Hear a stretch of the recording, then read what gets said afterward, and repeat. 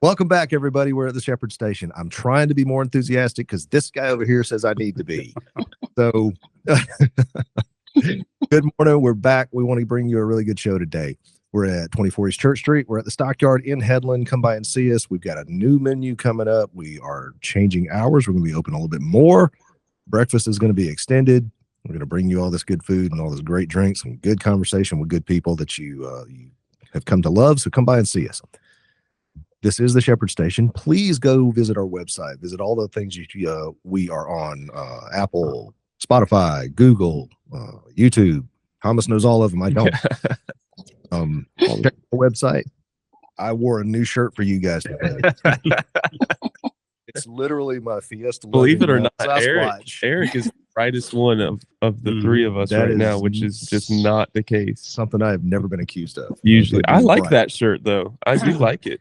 Erica got me this. It's cool. She bought me a bunch of these, and I mean, I've always liked shirts like this, and good for concealed carry. It's great for concealed carry. It is. So hey, good plug, Andy. I like it. Great for concealed carry. You can carry your firearm. You can carry your other things that you don't want people to see, and they look kind of fashionable too. Yeah, there you go. We got Sasquatch on this one. Well, I would say, what brand is that? Like, where did you get that? I want to know. Because that's cool. I'd wear that. Did you not hear me when I said Erica got this? That's right. That's right. She buys the clothes for me. I just wear them. So yeah, we have a really good show for you. I'm super excited about this. I've been trying to get this one scheduled for a little while. Everybody knows that my sister is a big supporter of our show and what we do. And she came to me and she said, "Hey, I've got a really good friend that I need you guys to think about putting on the show because she's got an amazing story." There are a few things that I'm going to preface right now. Our guest today, she was born in Iraq. She was raised in a Muslim family. We are going to keep her last name off of the air. We don't want to put that out for various safety reasons. But her story and her conversion to Christianity and how that took place is probably one of the more powerful ones I've ever heard in my entire life. And with that, I would like to introduce Ameera. Good morning, Ameera.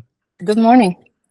Now she is coming on the show via Google Meet. So not a sponsor. She's actually not in the show or in the studio with us, but it's great to have you here. We've been trying to get this set up for a little while now, haven't we? Yes, it is. Thank you for having me. Absolutely. Thanks for coming on the show. So kind of diving right into this, let's go ahead and get started. Give us a little bit of backstory about, don't necessarily put out where, exactly you were born, but we know you were born in Iraq, and give a little bit of a backstory about you so we can get up to the point where you had this amazing story. Okay. Well, I was born in the small city in North Iraq in 1977. During that time, I mean, it was a war going on between Kurds and some Kurdish, between Saddam and Kurds people. So, Kurds? Yeah. The Kurds. When you said Northern Iraq, I was going to ask you about if you were Kurd because there are a lot of Kurds. Okay. Oh yeah. Yes, I am. Well, I mean, as long as I remember, there was always a war between Kurds and Saddam, and so in 1988, well, he killed a lot with chemical weapons. I don't know. I mean, that's something everybody knows, like it's out there. It was all like that. So that's how we grow up, like literally in war. I mean, I don't know how much, I have to share. Like that's all. So your entire childhood, you had to deal with the threat of war the whole time. Yes. That was just normal, everyday life for you. Yes, exactly. It was every day. I mean, from the war between us and Saddam, and the war that he was waging against Iran. And also, 1991, when the revolution happened, the Kurds revolution, that was the worst, of course. Like, that's when we deported, like, I think it was 2 million Kurdish people. They have to run away from Saddam. It was the fear from that 1988 chemical weapon when he killed like 5,000 Kurdish people in Halabja city. So that's what happened. We got defeated in 1991, even after gaining our lands. And after we got defeated, we had to run from Saddam because, that would be kind of like, he would get all of us killed because it would be kind of like, revenge or something. Yeah. So that's when Kurdish people like departed to mountains on the border of Turkey and Iran. To get away from the forces of Saddam, because they were coming literally to just wipe us out. So it was like a lot of fear. It was the end of March, and in that cold weather in our mountains are really like wild. I mean, we don't even go there if like I've never seen them. How far outside of your of the small town that you were raised in, how far outside of that are these mountainous areas? Kind of like at least, I don't know. I mean, back then, so we didn't have car, but at least a day or so. Yeah. And this is it was too far. Oh, you say it was wild. Yes. It like big mountains and very, very harsh weather, like cold. Mm-hmm. So, and you had to flee on foot. Did your family leave on foot, walking? Okay, so when a lot of people got out, I mean, we departed with my uncle's family, which, kind of when you would be lucky when you have a car back then.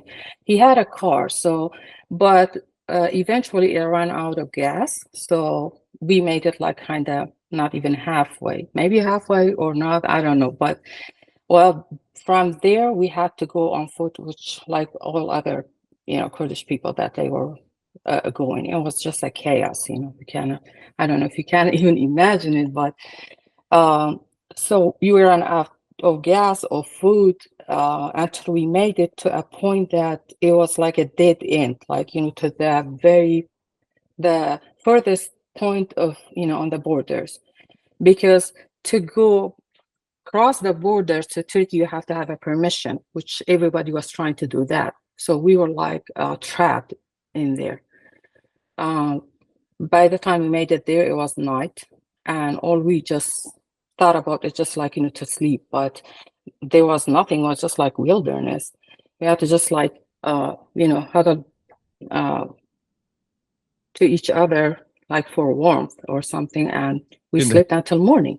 You didn't have like tents or, no provisions or anything. Yeah. No tent, nothing. Let me ask you this, and because I really want to get detailed into that, because you and I had a conversation about that was pretty detailed. Yeah. And I'm asking this question at this point because this is a story of, that change of heart and conversion into the belief in Jesus Christ and Christianity. Yes. So as you are being, as you're growing up in Iraq, you were into a Muslim family, correct? Yes. And so your whole up till about this event took place when you were somewhere around 14, right? I was 14, yes. So for your first 14 years of your life, and even some after that, you were raised, or you were in a Muslim family. Had you ever been exposed to any of the beliefs of the Christian faith at that point?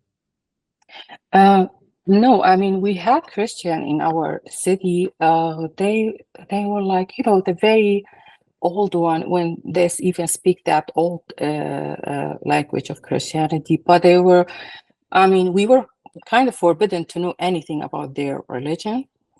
And all we knew about, they had just like the cross and Virgin Mary. That's all we knew about, because no matter how many times we asked them about their religion, they were just too close about it. And they would just say, okay, we respect your religion and you guys should respect our religion, and let's just keep it at that. They were really nice people, but they just refused to share this. When it comes to religion, their religion, they just refused to share anything. And we just like respected that, because I had many Christian friends. I pushed them so many times to just like, because I was so interested to know how, what they have, but they just refused. It was so weird. Do you think they refused out of fear? I have no idea, really. I could not understand that, but I thought maybe, that's how it is. Because back then you'd be like, okay, maybe they just don't want it. Just kind of privacy thing or something. I understand. I Yeah. no questions Hit it. when it comes to that's wild. I've never heard somebody. Yeah. So Yeah. these Christians are in the middle of a Muslim nation, Yes. and everyone knows they're Christians, Yes. but they're unwilling to share with you anything about their faith. No, never like that. What? Yeah. Is it what we're supposed to do? That just blows my mind. Like, if you're going to be know. now, okay, let me say this: were they converted Muslim Christian? Like they were Muslims at one point and then they became Christian? No, they were like just Christian, like Like, they even have their own language, which we never understood. Really? Was it Hebrew? Kind of like that. Mm-hmm. An old language. Anything? Yeah. That is so interesting. That's wild. That is. Yes. We are as Christians. We are called to, to tell other people. I mean, Right. know that. Yes. Um, Yes. I think maybe they were just scared of persecution. It could be, and that's why I said it was fear, because Maybe. more than likely Mhm. that there's an overwhelming. I mean, they're outnumbered as far as maybe that's the wrong term, Right. but they're a smaller group there. Being in a Muslim country, maybe it is fear. I don't know. Yeah, that would make sense. Super interesting. Yeah. Yes. Share that with you. Yeah. And asking. Do you know if there were other Christians? I mean, in northern Iraq, was there more Christians there than there would have been, say, in Baghdad or some other areas of Iraq? I would think maybe there were more in Baghdad than in our area, but in my city, they had their whole neighborhood. It was a very, very ancient one, and they just kept it like that. Even the houses, and it was so old, and they were just like all living in there, and they just kept it. It was even the neighborhood. His name was like Christian neighborhood. Wow. So why did they allow that? Why did they allow Christians to live? Because from what we understand in the West, there's like no tolerance, no religious, religious freedom in a Muslim country. But they allow Christians to live there. Why do you think that is? I think because they were there from very, very old times, and they were just like, they were so peaceful and never did any problems, and people loved them and they loved people, and I guess they just lived together peacefully. Maybe that's why they were allowed, though they weren't accepted by many. Maybe because my dad was more open-minded, and that's why my family was just like we had more Christian friends than other people, but a lot of other families, they were just not happy to be even with them or talk to them, or I kind of sometimes feel sorry for them, that they're kind of isolated. But that's how it was. We press into that because that's just not something you hear every day, Christians in the middle of a Muslim nation, that you grew up with and that you have contact with. And you said even your family had more Christian friends. Yeah, my dad, because he was like that. My dad had more Christian friends, and there was even some Jewish, friend. He had Jewish Kurdish, which they used to live there. But I think after that, they all left to Israel. They lived. But my dad was like that. He was more open-minded than other Muslim, and he had his Christian friends, and so kind of. And then because of school, we had a lot of Christians, kids. I had no problem to be their friends. I mean, I was like, as long as they are nice, and I have no problem. But they never really shared the Christian belief or faith with you, is what you're saying, right? No. Yeah, that's why. I mean, they were my friends, my close friends, and I was like begging sometimes, can you just like please tell me something about this? She'd be like, no, please, just leave it. Let us be friends and leave that subject out of this. Well, there's a reason bringing that out is because I really want to get into the event that took place. And when you and I talked before, it's going to kind of come, everybody will understand why I asked that. Because what you told me before was you were never really brought into any of the belief system or who Jesus truly was. He was more, you know, he's mentioned in Islam, but as a prophet, not as the Messiah. Yes. Okay. Yes. Yeah, he was as a prophet. And beside, I don't know how it is now. Maybe, you know, it's less strict, but back then everything was so strict. And the Muslim faith and our faith, like you could not even question, like it was forbidden to even ask about Jesus in, you know, other religion or like Christianity. Plus Christian, like I said, they didn't even want to share with us about him. So to us, if we focused more about who Jesus was, it would be like making God or Allah mad. So we just like we believed whatever it says in Quran that he's a prophet, and that's how it is. So let me ask you this. This is something I've heard a lot, and I just want to get it straight from the mouth of somebody that grew up there. Sure. Growing up, you just said, you know, we're just supposed to believe what the Quran says. Did you ever actually read the Quran for yourself, or did you have people tell you what the Quran says? No, actually, I was a Quran reader because, you know, Quran has a very difficult Arabic language if you are not, and because I studied in Arabic for 12 years, and that's why I was able to understand the Quran language without any help.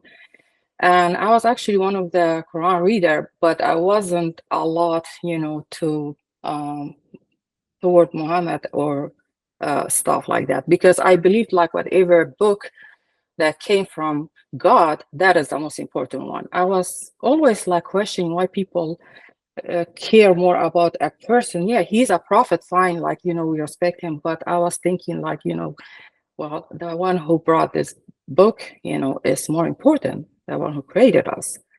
That's how my beliefs were. But I, of course, I kept it to myself. I wouldn't dare to tell people, you know, well, Muhammad is not more important than Allah. So yeah, okay. So yeah.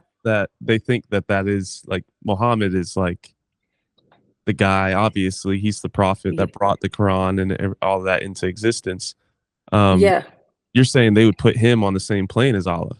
Yeah, I mean, kind of like it was the way to, you know, kind of everything, which sometimes it made me like, you know, question. But in Quran it says, you know, this and this. When you go to Hadith, you know, which is Muhammad's Hadith and all that, you kind of find out like, well, who's more important? Yeah. Yeah. Huh, that's interesting. Muhammad was kind of like their Jesus. Yes. Yeah. Well, there are a lot of Muslim apologists that do try to say like the stories in correct me if I'm wrong, but they'll try to say that the stories in the Old Testament are talking about Muhammad, not Jesus. They're replacing what we say is Jesus with Muhammad. It's crazy, but that is what they believe. A lot of them, you know. So, from what I've heard, you know, I've not grown up there, and I've not necessarily talked to people that are Muslim, but that's the things that I've heard when I've listened to different apologists and stuff talk about that. People that defend religion, you know, talk about that kind of thing. So that's definitely interesting to hear you say they do that. They think very, very highly of Muhammad, which, you know, granted, we think very, very highly of Jesus because we believe he's God. You know, I mean, we believe is true. You know, but they believe just as wholeheartedly about Muhammad. You know, not that he's God, but they do put him on the same playing field as that. There's one major difference. Muhammad's dead. Yeah, that's right. Yeah. Yes. So that kind of is a good segue to move into you truly believe, and after listening to your story, I believe you did too. You know, when we first started talking about this, I was talking to my sister. He said that you actually had a supernatural event that there's no doubt you came in contact with Jesus Christ himself. And that's what kind of got us on the talk of this. So I really want to dive into that. So let's fast forward a little bit. You're 14. All the stuff's taking place, under Saddam. He's attacking you guys, and you have to, with your family, leave your home. And we've already talked about it a little bit, but let's really get into detail about what happened. You guys decided, hey, we can't stay here. We got to go. Yes. So let's go from there. Okay. Yeah. So after, the second day, we decided, after trying to get help to cross the borders, and that didn't work. This was the second day we were in mountains, and like I said, we eventually ran out of the food and all that, and it was really cold. My uncle decided we're gonna go back wherever we came from, which going back is kind of like, you're just like committing suicide, because going back, you're gonna face Saddam's forces and they're coming to kill us. Let me stop you there. So when you guys decided to leave, I mean, they were actively bombing. Yes. So you had a choice. You were on the run. You were on the run. Literally yes. I want to paint a picture for our viewers and our listeners. So yes. and the severity of what you were going through. Had to leave. You guys quickly, I'm assuming. Yes. Because you said you ran out of food, fuel, you had no provisions. Right. Went as far as you could in your vehicle, and then you had to get out and go on foot. Yes. Okay, go ahead. Correct. Yeah. We couldn't, when you are in fear, when you run, you don't even know how to think or what to take or what, we just took a little bit of food, but not that much, because we didn't even know where we are going or what's going to happen. So we decided to go back from there, which people were like looking at us like crazy, and they tried to stop us. They were like, you guys are going toward death. Going back to where? I'm sorry to interrupt. How long were you guys there before the decision was made to go back? So we made it to that it did end, the whole day until it was night, and then we just slept until morning. From morning, next day, my uncle tried to get help. A car. You needed a car to go to the border and ask for permission. Everybody was doing that, of course. Thousands of people were doing the same thing. So we couldn't. Obviously, there was no hope to get any car or help. That's when we decided, until it was kind of late evening, my uncle decided we're gonna go back. Because he was looking at his kids, at us. We're gonna die from either cold or starvation.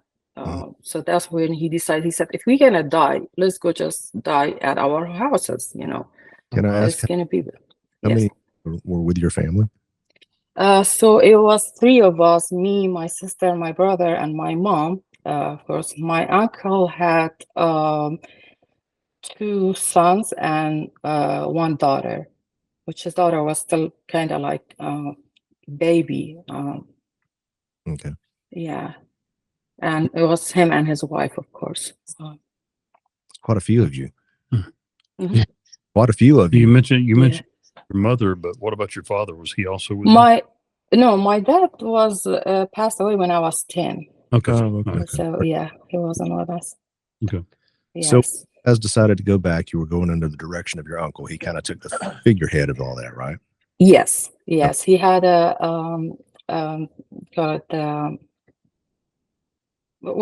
his watch on, and then a light to show the way, because it was pitch dark, dark, you couldn't see unless if you have a flashlight or something, which he had.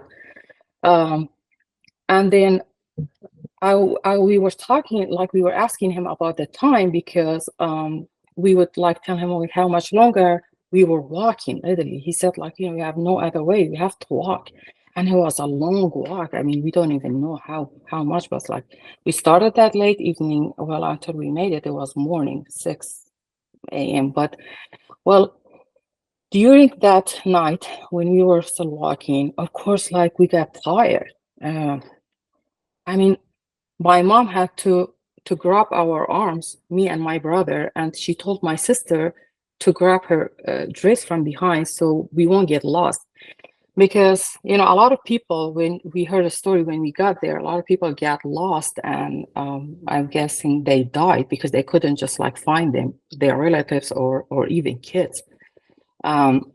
So my mom said, do not let go of my arm, because if you guys do, you're gonna get lost, and that's it, you did. And that put so much fear in me. And I was like, I don't want to be, because this is like so much dark, and I don't even know these mountains and all that. So how old were you again? Sorry. 14. No, that's okay. I was 14.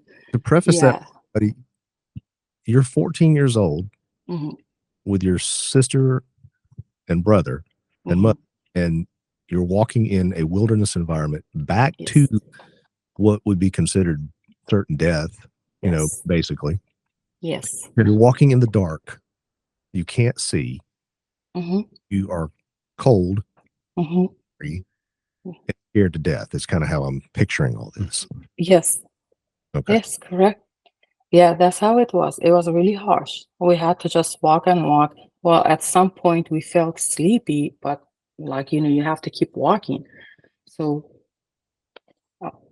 stand by 1 second. Lost your video. There you go. There you go. Yeah, it was a call coming. I don't know who. Yeah, so we had to keep walking, but somehow sleepy at the same time, and we couldn't let go of my mom's arm too. Like, so I would like close my eyes and then open it, remembering her words, because I was too scared. Like, if I let go, I'm gonna get lost. At one point, just like, so this was around 2 a.m. in the morning, because I remember last time I asked my uncle, what time is it? He was like, it's 2 a.m. So I just closed my eyes one more time, and when I opened them, I was totally by myself.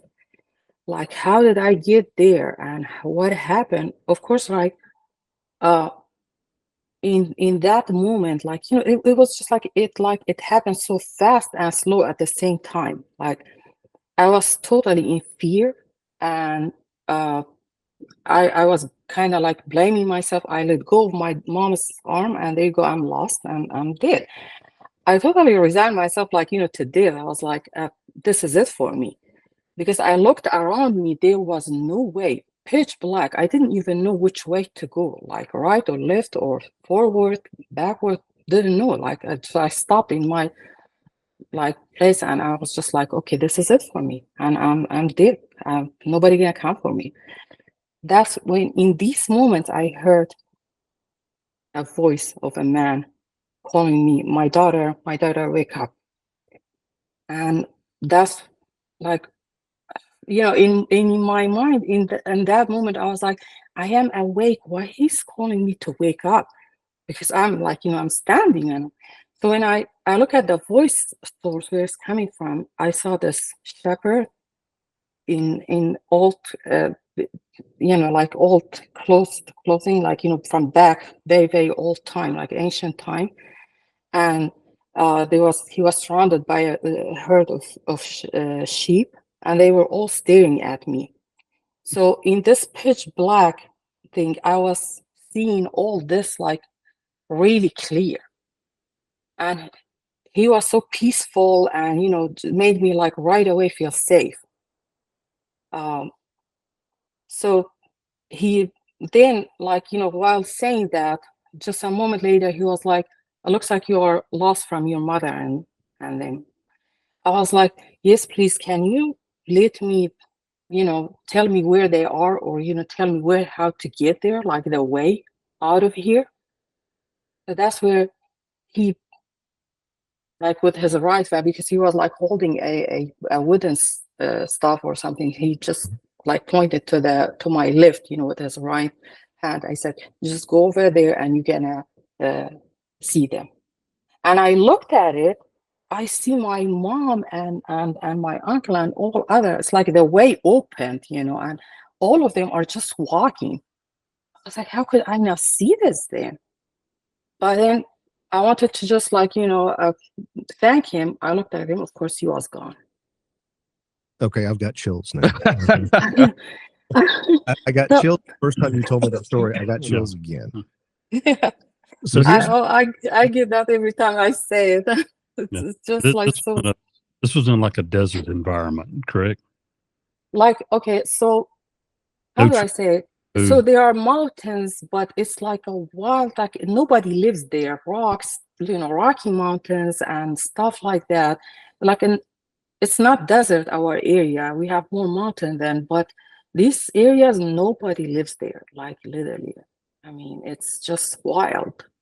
So there's no reason that a shepherd with a flock of sheep should have been there at 2:00 in the morning. Yeah, yes. Yeah, there's probably nothing for them to eat in that area. Yeah, exactly. Yeah, and they were so quiet, and just like standing around him, and I was looking at them. They were looking back at me, which the whole thing. I mean, I saw all his. I mean, until now, every time I see it, like I still can remember his face and his beard, his hair. What did he look like? Well, he looked like he was average man, with dark, colored eyes, and he had the hair on his shoulder length, wavy kind of, but he was wearing something on his head, that's kind of like a scarf when it comes down on his head, and a rope, with those old shepherds have a rope, and then something under the rope, and he was kind of like in his 30s of age, like that. But the way we raised, and in that time, there was no way for me as a 14 years old, I would even, in that kind of that time of night, I would go be like, so be okay with like go to talk to a man like that. Mm-hmm. That would never happen. I would be running away if I see a man at that night. This one made me like so safe and feel safe and all that. And I asked him right away, can you tell me where my mom is? I just felt safe. He just like had this aura of made me like feel safe, like you're gonna be okay, don't worry. I just feel that like, and of course I didn't, in the moment I didn't think of all this, but after that, so back to the okay, go ahead. No, the reason I asked you what I asked you before, had you ever been exposed to what Christians believe about Jesus, kind of that's the reason right there. I want to dispel, a lot of people that would be naysayers that would see this or hear your story say, well, oh, you were just tired, you were hallucinating, whatever. It's odd to me that you would hallucinate so vividly you'd never been exposed to in the past. Yeah. Or heard. As to, I mean, this to me is truly, be it a vision or be it an actual, he was there. I tend to believe he was there. You had an encounter with Jesus Christ. It's amazing, supernatural story that I'm hearing right now. But at the time you didn't say, oh, this is Jesus. Yeah, right. No, you didn't know. I mean, you there's didn't no equate way that to be. No, I didn't even know Jesus like represented the good shepherd until I became Christian. I did not know anything about that at all. So I would never even think like when I went back to my mom, when he showed me the way, when I went back to her, I was so furious at her, so angry, because my mom remembers too when I went back to her. And I told her, do you remember that? She was like, yeah, you came back and you were angry and you told me, how did you guys not look for me? I was lost. That's what I told her. I was like, how did you even you didn't even feel that I was lost. You didn't come back for me. You didn't look for me. She told me this. She was like, didn't I tell you not to let go of my arm? I was like, so like if it wasn't for that good man, I would be dead. That's when she looked at me like, are you crazy? And she told me, what are you talking about? I was like, that good shepherd, good man over there, he told me he, got me back to you guys. She was like, did you lose your mind or something? What kind of shepherd is going to be here at 2 a.m.? And everybody knows there's a war going on. And why would shepherd be here, like, with sheep anyway, in this area? There's nobody here, no villages, nothing. We are literally in the middle of nowhere, like mountains. When she told me that, that's where I kind of like got, creeped out. Like I realized, what who I've seen wasn't a human. So, but at the same time, I was grateful. I was like, well, that was so what I thought about it, because that's how far you can think when you are Muslim. That was an angel. God sent it to me so he can save me. You cannot even like say, oh, that was a prophet or anything, because like nobody gonna come, a prophet not gonna come and save you in Islam, that's how their beliefs are. Yeah. Right. But an angel, yeah, God could send an angel to save you, maybe. So I was thinking about it, maybe that was an angel. God sent it to me to just like, save me from death. And I believed that until like years and decades later. But the thing about this, every time I was telling the story, I was kind of like, it's like it was programmed in my mind. Like I had to say it in the same exact thing. And I was like, until now, I don't remember anything from my life, back then. And not even after then. It's hard to believe everything. It's hard to remember everything. I mean, how much you can remember from when you are 14 years old? Yeah. Right. Right? Everything is gonna be like it'd be core moments in your life that really had an impact on you that you would probably remember when you were 14. Yeah, but no, this one, I mean, I was like, why this is the only thing I'm remembering, and I'm saying it every time, same thing, in the same word, in the same, like, who is kind of like, it hit me, this one hit me in 2017 when I was telling my niece about it. I was like, wait a minute, this is the only incident that I remember it so vividly, and this man is still, his face, everything about him, like, I mean, even if that thing happened with you, you would just like remember that maybe incident, but not everything so clear. Every single thing happened. Feel very vivid to you. Yes, very vivid. Okay. So yeah, so back to my mom and the others. The way she told me about that, how crazy I am, I looked at around me and surrounding, it was pitch black. I could not see anything. I was like, well, she is right. I mean, that was not a human. That was basically an angel came to save me. Huh. Yeah. So go ahead. I was just going to say, so what happened after that? Yeah. Well, after that, we kept walking until we made it to a city, not our city, but the nearest city, like no, it wasn't even city. It was like a little town that we just like went there and we crashed, like, because we were so tired. It was morning. It was around, I don't know, 8 or 7. It was like, barely like morning. Mm-hmm. Yeah. And of course, when we made it there, at the same time, Saddam forces made it there too. Oh, wow. And we were so scared. We were like, okay, this is it. We're gonna be dead. I'm pretty sure they're gonna just kill us.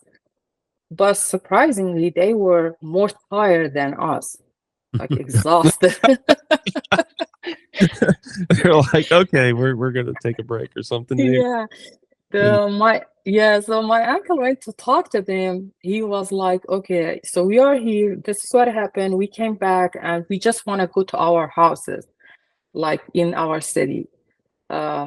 he wanted to just like let them know that, why we are, because we were the only people in that whole town. It was empty. It was so, yeah.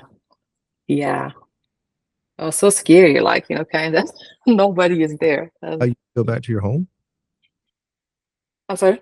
Did they allow you to go back to your home?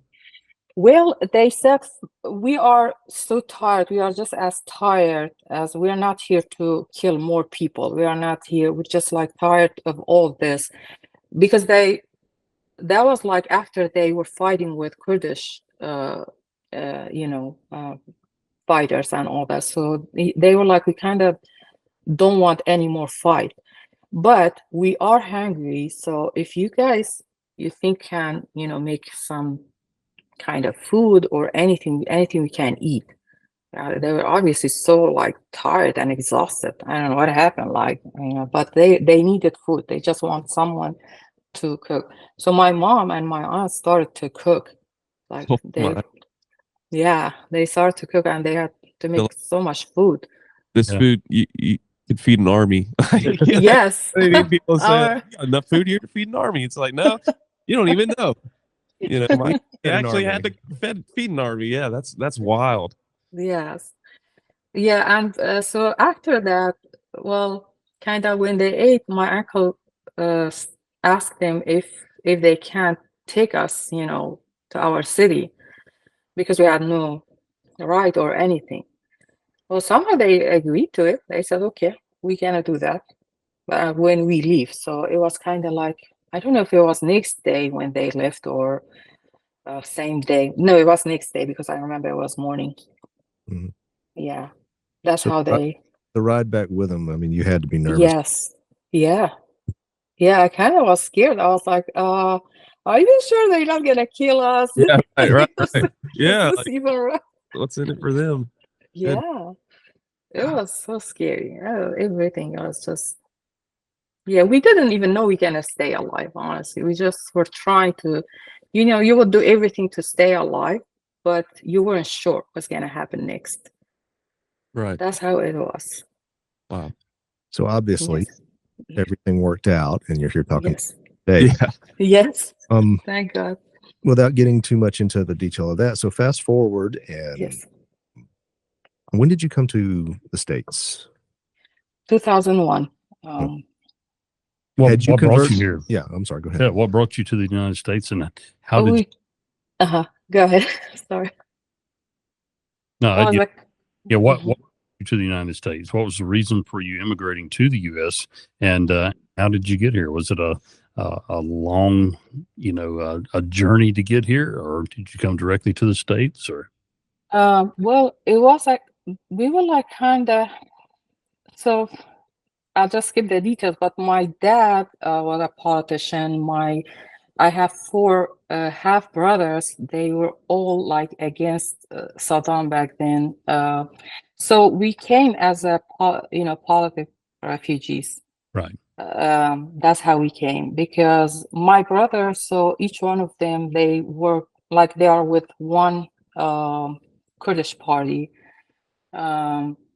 So it was kind of hard, like, to stay there, because Saddam was still there, and he was sending his secret service to assassinate everyone, at least as much as he could. So my half brothers they live in UK.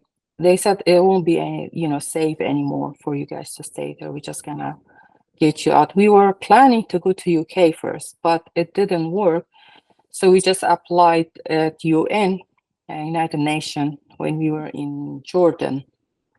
Well, I have to say we spent 4 years until we got here. So 1 year we lived in Istanbul, in Turkey, 3 years in Jordan. So in Jordan we decided to just like apply at United Nations anywhere. We told them anywhere. We just want to get up. So that's when they said, okay, so now United States, what they call them, representative or something like that, they are here if you guys want to meet with them. That's how it starts, of course. You meet with our people. There's a lot of interviews until to just make sure like your story is right. So that's how we started, and it took 10 months for the whole process until they got us here. So you've literally been running for your life for a good majority of your life. Yes, that's correct. Wow. Yeah, that's wild. So by the time you got to the States, when you in the United States, had you made the decision to change your faith, convert to Christianity? Had you done that yet? No, I actually stayed as a Muslim and had no. I kept saying the story as a survival one, to like every once in a while, like let's say every 5 years, every 2 years, whenever occasion comes, I'll be like, oh, this is how I was saved by this kind of angel, look like a person came. So I had no like intention to even like, be a Christian, because I totally believed in my own religion. I was like, even if I never even thought about it until 2017, when me and Emily, we were invited at another friend's house. It was 4th of July, because I remember fireworks were going up, and to come from a war, you have PTSD from all this. Every time, if the fireworks were going up, I was flinching, and we kind of me and Emily, we talked about it, and I was like, well, I have PTSD from this. And then I was like, oh, let me tell you a cool story about how I survived, this war. Yeah. And so I was telling her, and she was like, well, by the time I was done, her eyes were just full of tears. And I thought I said something maybe, offensive, or someone was like, did I say something wrong? And she was like, did you even know, like, who you saw? I was like, well, I mean, kind of like, it was an angel saved me. She was like, no, that was Jesus. When she said that, I'm telling you, it was just like me. It was a shock, like, to me, because like, I was like, what are you talking about, Emily? She was like, who you saw, Ameera, was Jesus. You don't know? I was like, no. And then I was like, I didn't even know what to ask her next. I was like, but why Jesus would come save me? Like, even in Quran, Jesus is a prophet, is a big deal, So why would he come to save me from all? And she just like, she told me, God got his hand over you all this time. I was like, well, I wanna. So I was lost in my thought. I was like in shock, kind of, because I wasn't expecting this answer. Jesus saved me? Why? And who is Jesus? Like, yeah, I wanted to know more. And so after that, there was this, because me and Emily, we met in Taekwondo. We were partners there. So there was a lot of Korean people there too, from church. One day, one of them, she invited me to go to their church. I was like, but I'm Muslim.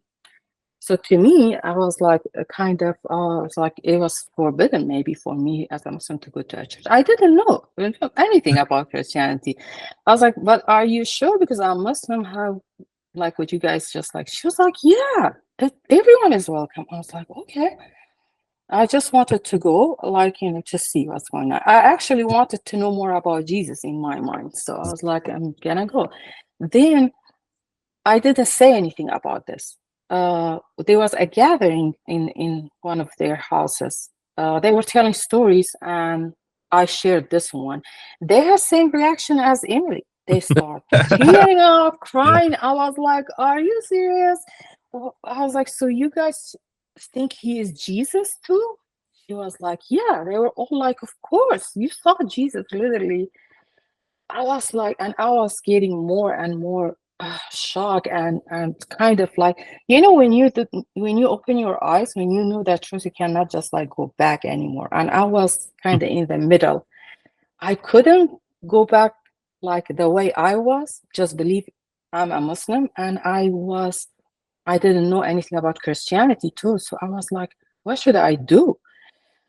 they told me you need to tell this to their pastor. It was a Korean church. That was my first church actually, and the church I got baptized in. The pastor's name was Pastor Lee. So they told me, if you want to know, just tell your story to Pastor Lee, and he's gonna confirm it maybe and tell you who he was really. I went to Pastor Lee and told him about the story. He said same thing. He said, Ameera, the one you saw, or this event that happened with you, is neither dream or vision, or it's reality. You really met Jesus. He was there, like, I was like, really? Like, so that's how he said, yeah. And he said, this is really important. We don't know, like, what is the message is, or like what he planned for your life, but this is really like a powerful thing. Do you want to share it with anyone? Do you want to like know more? I was like, I want to know more about Jesus. I want to know more about Christianity. He really was nice. He started like put together a whole class of Bible, and he said, if you want to attend it, I would do it after church every Sunday, and you can learn.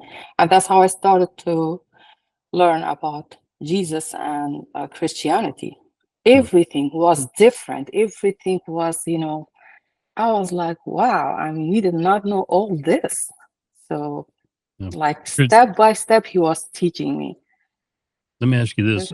At the time that you were invited to go to church, you say you were, but were you a practicing Muslim? Were you going to a mosque? Were you praying every day? Were you following the Muslim faith like a faithful Muslim should when you were invited? Yeah, I mean, I never went to a mosque because my mom doesn't believe in that. She never went, and because we can pray at home, there's no need to go there. She didn't like the idea of going to mosque because she says it's all about just drama and all that. Nobody's paying attention to even faith. So I never went to a mosque, but I was practicing. I was praying, reading Quran. I never wore hijab or anything because that never said in Quran. It never says you have to wear it. But of course, most of the people, they don't know. Like I said, because Quran's language is really difficult. If you don't know Arabic really good, you won't understand everything. And that really does go back to what we were talking about before. There's so many people that don't know what the Quran actually says that are even practicing Muslims because they don't know how to read it. Right. Now, well, there are different sects of the Muslim faith also, some more strict than others also. Right. Yes. And there's one point, that's why I've learned after that, which most of the Muslims, they don't know, how it is actually says in Quran that Jesus is Son of God. But like I said, they don't know. And I actually mentioned that in my second church when to my mentor, her name was Michelle. She was teaching me. I was like, do you know, like in Quran, even they say that Jesus is, Son of God, but it says in a way that people don't understand. Right. He said, really, where is it? And I told him, here and here and here. It literally says he's Son of God, because God says we put our soul in, in Mary. I was like, so God a soul, and like, is basically him, is part of him, which says like, that's how Jesus came. Like that's how he's born. Yeah, exactly. And with that, I just totally lost my train of thought. So keep going. That's okay. I guess you quickly realized that Christianity versus Islam was more about the love of Jesus Christ than being punished for not doing certain things or not adhering to the Muslim law. So when I came to know Jesus in that class, it was, like I said, it was so different. It was all built on love and forgiveness and all that. So I felt free. I literally felt free. I was like, I want this. This is what I am looking for. Yes, not Islam. Then when you are forced, if you don't do this, you're gonna go to hell. If you don't do this, you have to literally work every day hard, and that's not even guarantee that you're gonna go to heaven. You still might be good there. But when I got to know Christianity and Jesus, this is different. I was like, God is giving you love. He's giving you free will, like and he's saying you are my child instead of my servant, because that's how Allah is saying to people, addressing them. I was like, this is different. We are so important, and I just felt so free, and that is something, I would never exchange it for anything in the world. Funny you say that. Wow. Okay. And I say funny you say that because we briefly touched on, and Emily told me some of the story too. So you changed the way you believe. You accepted Jesus. You became a follower of Jesus Christ. Is that correct? Well, at the beginning when I didn't like, it was a big decision to make. Oh, yeah, absolutely. When they put me in that class, I learned everything. But then they said, so during that, at the same time, they wanted me to tell my testimony to, people in church, which I was so terrified. I was like, okay, I never talked, in front of people before, and I don't know what.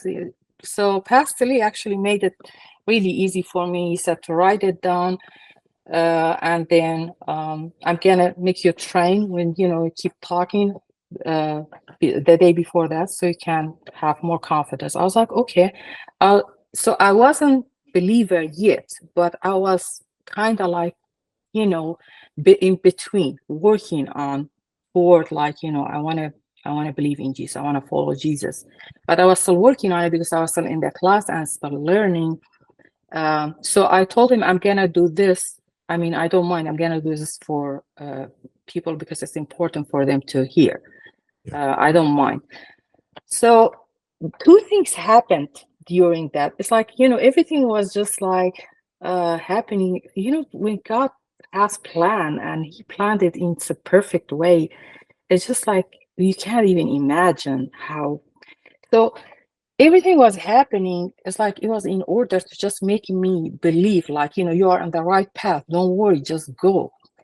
When I don't know how to, I've learned English and all that in college, but if somebody tells me like, okay, write a 2 sentence or paragraph, I'd be like, I can't, I don't know, like, I don't know how to write something.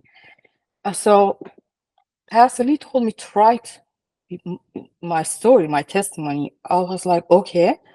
And he said, if you still remember his face or the scene, try to sketch it, as much as you can. It doesn't matter if it is perfect or something. We just want to show it to people. I was like, okay, I'll do that. He gave me a week to do all that. So two things happened during that, which made me want to believe, like, I'm in the right path. I'm going. I don't know how to write. I like, a story like that, but something came in me. I start writing. I'm pretty sure that wasn't me. There's no way. I keep writing and writing and writing and writing until the whole story, I could not put the pencil down because I was writing with a pencil. I could not put it down somehow. It's like somebody was just writing for me.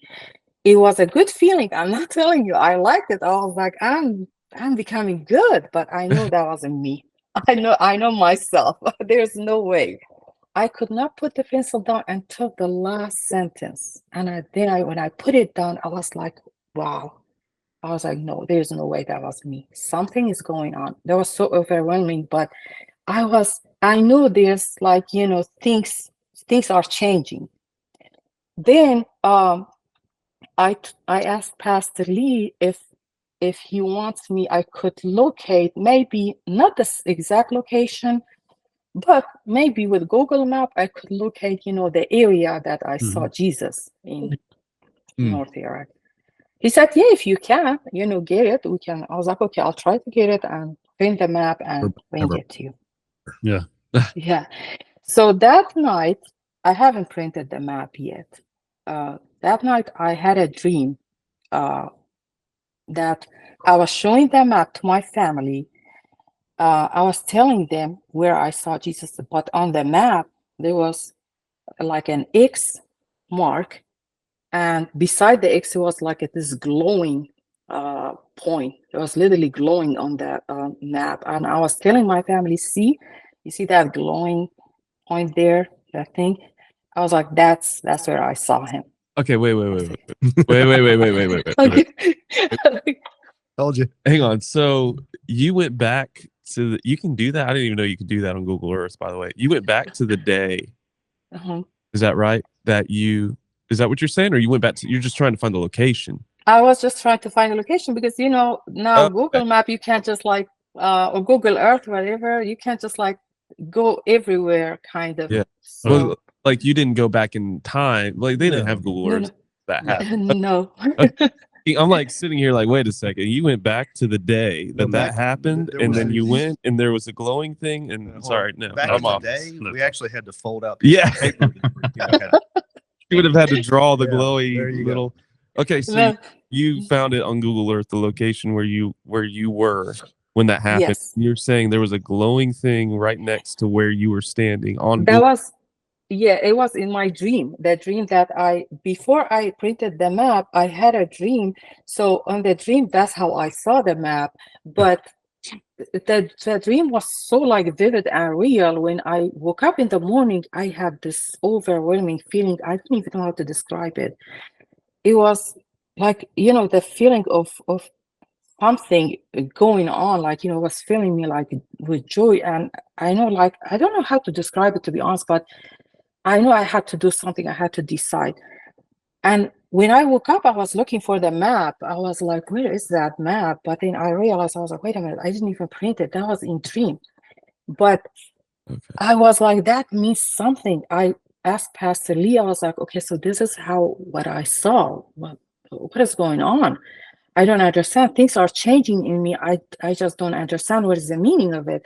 He said, he is telling you the location he was there, that you saw, you met him there. And that made me just want to cry, to be honest. And I was like, it is time for me to decide, really. And I kept the class. I went, to more whatever, like, they had limited access because it was a really, really small church. But whatever they were offering, I was just trying to learn. And then I decided, after the class finished, I told Pastor Lee, I'm ready to follow Jesus. I'm ready for the baptism. He was like, are you sure? I was like, yes, I am. So did you ever look up the location and try to find it according to what you saw in your dream? Yes, I mean, yeah, I did. It's not, I cannot get exact location, but the area, I know that area in there, because you can't like say where I was exactly, but I know the area. So it's kind of like estimate location and all that. That general area where you would. Yes. Yeah. Yeah. And so that dream you're saying is what convinced you that Jesus really was there with you that day, and that was what happened. And like, there's no decision that needs to be made at this point. Yes. Like, that is definitively what happened with you. Yes. It's like, I felt like he was telling me I was there. Do not doubt anything.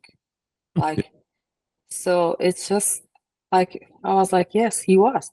Because, I know like a lot of people, like you said, they might say hallucination and all that. I doubted myself more than anyone else. I tried to think, maybe it was dream, maybe it was something, but then no, this is so real. I mean, it's affecting my life and it's staying with me. There's no way like a dream gonna just affect your life. Why that didn't happen to my brother or my sister or my cousin, maybe anyone else.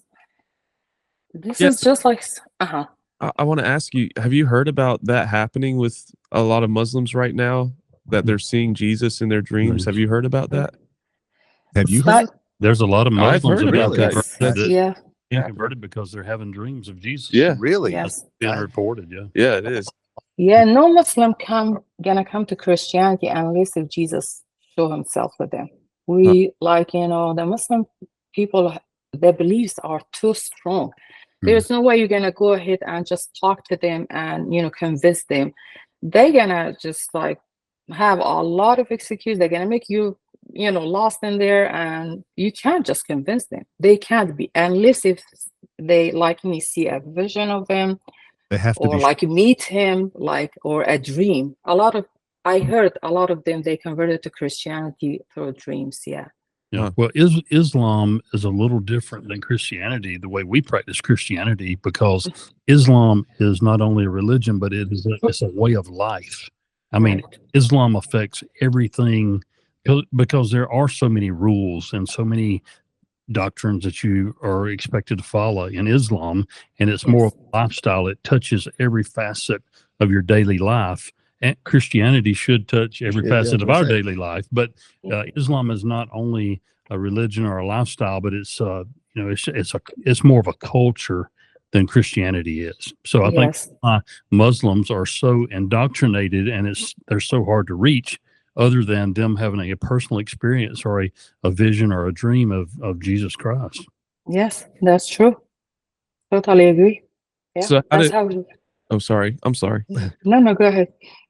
I was just going to ask, how did your family respond? That's what I was going to ask. Is that what you're okay? How did your family respond when you finally made this decision? Did they know you were going to this church, and were they like familiar with what was going on? So yeah, they were like, they knew I was going to church, of course. But of course, my mother would remind me all the time, like, do not just go to church to change anything. I was like, well, I'm going to church just, to learn. That's all. I could not, to be honest, I couldn't tell my mom. I know how she is. And my mom is capable for free. Like, if she wants to, she would just send someone to kill me. Like, that's how she is. Wow. Yeah. So I was like, I'll leave her to the very last to let her know. I told my sister about it. My brother was living in Dallas. He doesn't care, to be honest. He doesn't doesn't pay much attention to all this stuff. I wonder if he even believed in anything. He really changed a lot. So I didn't tell him, but my sister was like, she's the closest person to me. So of course she had to know. I don't think she was happy with it, but she kind of wasn't like trying to stop me at the beginning, because she knew, like, if I decide something, the weird thing is, like, I'm not that kind of person that take risks. I never agree with that. I'm always cautious, and I always put safety before everything. I'm not gonna put my life in any dangerous thing but somehow that decision, for the first time in my life, I was like, I don't care what happened. I mean, even if they decide to kill me, I'm still following this path. And I was surprised on myself. I was like, this is not me. But you know what? It's worth it, because it is the truth. I was like, it must be the truth to change me to this person, to this kind of person that I never even met. And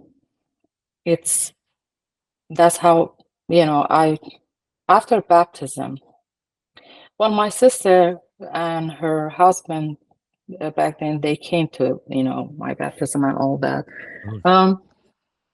I don't think she was happy, but like I said, she just let it go. Then my mom saw who told her. I don't even remember who told my mom, really. Oh God, you didn't tell her, but somebody. Yeah. If you ever let your mom know. Yeah, no, they didn't even leave that thing to me. Like, I was like, I could have told her in a better way, but somebody snitched. Oh no. Yeah, so she was not happy. She did not talk to me. She started like, she even stopped eating with me. She said, it's not right to even eat with you, because how could you change your religion? How could you do this? you are now one of the infidels. I don't know what. I was like, and she was living with me. I was like, okay. It hurt me because that was the first time my mom was just like rejecting me and all that. And I was like, well, I don't know what to say, but this is really hurtful. I was like, I was like, Mom, I'm still gonna stay, on Jesus' path. I'm sorry. I was like, I know it might be something you will not understand, but I was like, I cannot go back. This is what I want. This is what I believe now.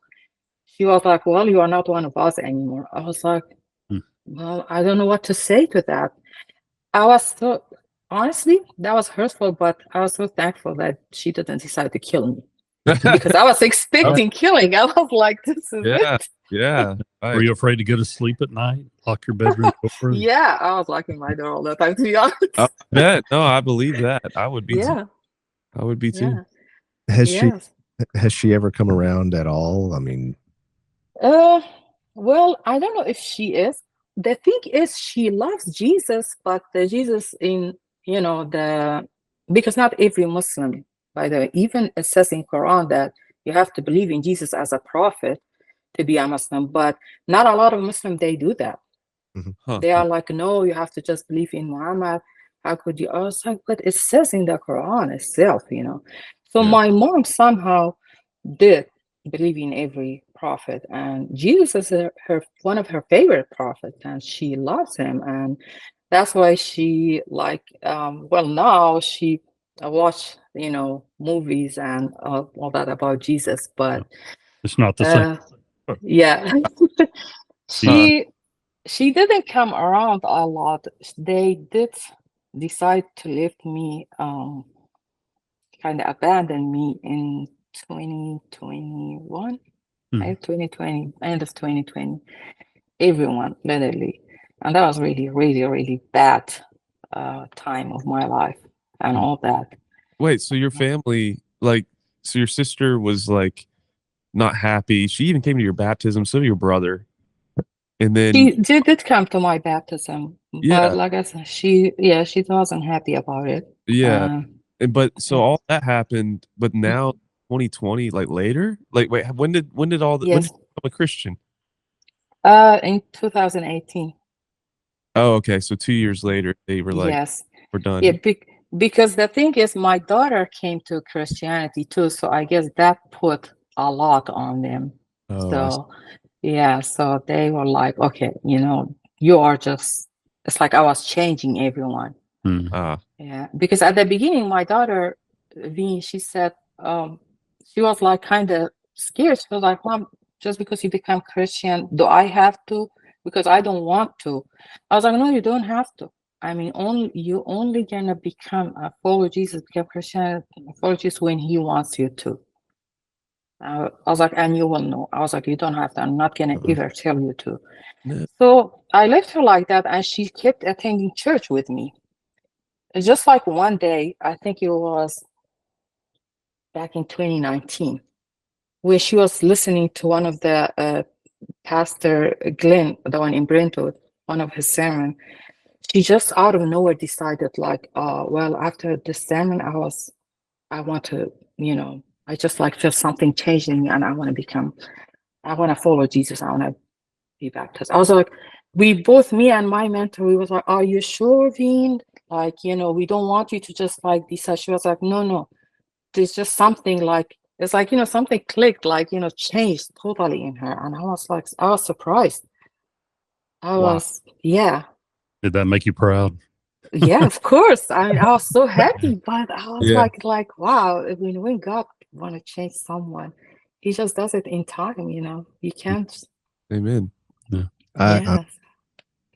I've still got chills from some of this stuff. This is an incredible story. To sit there and listen to everything you just said, you made the statement, I don't know why he saved me. I can see why he saved me. Okay. I see you having this incredible testimony, and what I see out of this is that you need to put this testimony out everywhere as much as you can. Yes. Because this is the kind of story that changes people's hearts. Yeah. He saved you to use you as his vessel. 100. Oh yeah. Oh, absolutely. I mean, and your witness and your first of all influenced your daughter, and how great is that? I mean, for your daughter to knowing that she did not have to, and you did not pressure her. As on the other hand, if she would have been a Christian and been interested in being a Muslim, then and you were a Muslim, you would have pressured her. But you wanted to come to Jesus of her own free will because you knew that's the only way. Yes. Yes. There's no telling how many people you've touched just by telling that story. Oh yeah. And that's the thing that we talk about a lot. You don't that it's so many times. You have no idea how many people you might have touched throughout your lifetime that you'll never know anything about. Story you have. I mean, I'm sitting there seeing a book, you know, that you can put out. I actually thought that I was like, you are writing. You do. You need to start writing. So the simple fact that God gave you every word that you wrote down that day, you have been being used from the day that Jesus actually said, "Hey, your family's right over there." Yeah. You put on a path, and I'm just blown away by this story. I can't say anything more than that. It's amazing. Oh yeah.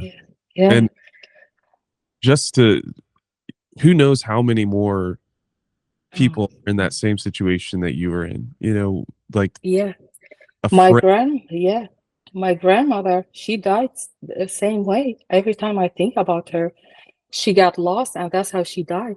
Really? Yeah. And I was like, that must have been scary. That must have been so lonely. And I cry every time I remember her. I was like, I mean, grandma, like, you know, you must have just wanted help. But then I was like, then Jesus came, saved me, and he didn't save her. I was like, it's just, I know, like, you know, it's not like I'm mad at him or something, you know, I'm just so grateful. Every time I think about how he came and saved me from death, while a lot of people were just dying in that cold and that harsh environment. Right. And I'm just like, I don't know how to express myself, honestly. I just love him. I love him more than anything in the world. And I just don't know what else. Ameera, keep that faith, please. Yes. Absolutely. You've got a tremendous testimony, even more so than probably 99% of the Christians in the world. You really do. Absolutely. And let me ask you this. If there's somebody listening to this that is struggling with being a Muslim, but the Christian faith, like kind of in that in between, like you were, what would you say to them?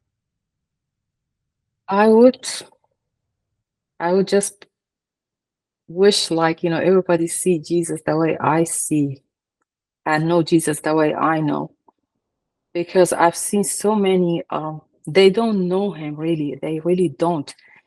I'm seeing miracles like every day from him. Like, really, every single prayer that I prayed to him, it was answered. And it is amazing. And I wish and I pray that people just try to get to know Jesus, because it's amazing, the love he gives and the freedom he put inside our hearts, and it's just everything is wonderful about him, everything. And I really wish and pray that my family will get to know him. I pray for that every day. Ameera, I'm not trying to put any pressure on you or anything, but have you ever thought about creating a website where you could answer questions and minister to other Muslims who had questions about their faith and were maybe seeking Christianity, but they're afraid to ask, or they don't have anybody to talk to? I mean, I think that would be one heck of a ministry that you could have. Try to convert other Muslims to the Christian. I mean, I don't know how to do these kind of things, really. I would want to, but I don't know how to do it. So I was just doing it my way as much as possible. Like, you know, the Muslim I know, like, there's a cousin of mine in Germany. He's a Muslim. he doesn't, he was like really the only cousin that did not judge me for changing my religion or following Jesus. So I talked to him. I didn't, because when you want to talk to a Muslim, you're gonna be careful with what you say, or like, because they gonna know, oh, so you want to just like, you want me to just follow Jesus just because you did. But I kind of just keep talking about Jesus. Like, that's how I do. Like, I just keep talking about Jesus and how, because it's happening in my life. It's reality. It's not something I'm creating or something. So I told him about it and all the love and what is the difference between Jesus and Muhammad and all that. And I told him all about, all the evidence that how he is, son of God, and he is basically God because, coming from God, basically you are, his son and him. Yeah. So I was like, so he was just listening. I mean, I'm glad he was listening, because you gotta get a Muslim to listen to you, not just, be angry at you. I was even successful to make him read Bible. So Nice. that was a good thing. Yeah. Sounds like you planted a seed there, though. Yeah, that's all I can do. That's all I can do. I did it with some other Muslims too, but I don't know if that changed them, if that, but that's as far as I can go. We can't expect, it's not us that saves. We don't save. Right. But what you can do is you can tell them. Yeah. And the decision has to be theirs. And it may be you tell them over and over. And your life, living it the way you're living it, is a testimony as well. And when we get that, it changes everything. Yeah. And that reminds me of the verse that says, that Paul plants, Apollos waters. I might get those mixed up. Paul waters, Apollos plants, one of the two, but only God gets the growth. Right. Yes. And that's exactly what you guys are saying. And what you're doing right now, this right here, is your way. You're getting it out there, and people are going to hear this. And I can tell you, we're all devoted to getting that story out, because more people need to hear what you just shared. And so, yeah, I think it definitely takes that one step at a time, and you're doing it. You're definitely doing it. Sorry. If you plant that seed and someone has a genuine interest in seeking Christianity or seeking Jesus Christ, then the Holy Spirit will take over at that point and touch them if they truly have an interest there. I agree with that. So, and I think we've got a lot of people in our network. I think when they hear this story, when we put this episode out, when they hear this story, they're going to share this story. And I just hope it goes viral, and a lot of people hear it, and not only Muslims, but people who are not Christians too. But just to hear your experience and how that experience stuck with you over a number of years until you actually, it didn't happen instantly. I mean, you didn't see Jesus Christ in the wilderness and then immediately convert to Christianity. It was a process that stayed with you, and you kept thinking about it and realizing that, hey, this wasn't a dream, and then when you told it to some other Christians, they're like, you saw Jesus Christ. He was actually there. And then you actually believed that, and then you sought the teachings of Jesus, and you wanted to hear more about Jesus and who he was and what he could do for you, and then you became a Christian. So it's not always an instant process, No. Yeah, no, it's not. It takes time, and it's like he has his own. So a friend of mine, because I told him, like I was saying, like I was telling people the story, like whenever the occasion would come, because it was about saving me from there. So in 2014, there's a close friend of mine. He's a believer in Jesus, so he's just like as much as, and actually he's now teaching me the Bible and all that. I depend on him more than anyone else. I told him about the story. I don't know what he was thinking. He didn't react. He didn't tell me anything. So in 2017, when I told Emily about it, and Emily told me that he was Jesus, then I went back to my friend. I was like, when I told you that story, I was like, okay. I said, did you know he was Jesus too? He was like, yes. I was like, then why you didn't tell me? I was like, because he was like, because I believe God has a plan for you. So everything will be like, in time. And he really didn't tell me anything about it. He said I didn't believe that was that time, you know. Man, if I were you, I'd go very quick. I'd be going, what are you not telling me? What are you not telling me? What you have that I need to know? Well, God, no, God placed Taekwondo and Emily in your life. Hello, Emily. We're talking about I always believe Emily was the key. Like, you know, it's like God was just waiting for her to get in my life and to use her to tell me, you know, it was Jesus. Incredible. Well, and Emily was big support of me too, of course, after I became Christian. Because, well, one thing I want to mention, after becoming Christian, it's not like everything changes like suddenly. No. Well, the enemy always pulls you back, and that is the struggle. They're like, my beliefs were just like, you know, going, okay, did I make the right decision or did I not? Was this the right? So he makes you, you know, there's a big fight, like, you know, inside your mind, and you know there's someone bad is telling you this, because that fight inside you is not you. He always makes you doubt, you know. And then the dreams that, you know, I was dreaming, they were all like bad, and he was like trying to come to get me back, or he was showing me something scary, you know, that I will wake up. But Emily was always there for me. When I was telling her, she would tell me, tell the devil no, not today. That's Emily. And that was that was a big kind of, I was like telling her, you are like my little light, you know, and I'm like, you know, lost in darkness, you always come to save me. Well, let me tell you, the devil's beaten. He knows he's beaten. Yes. Yeah.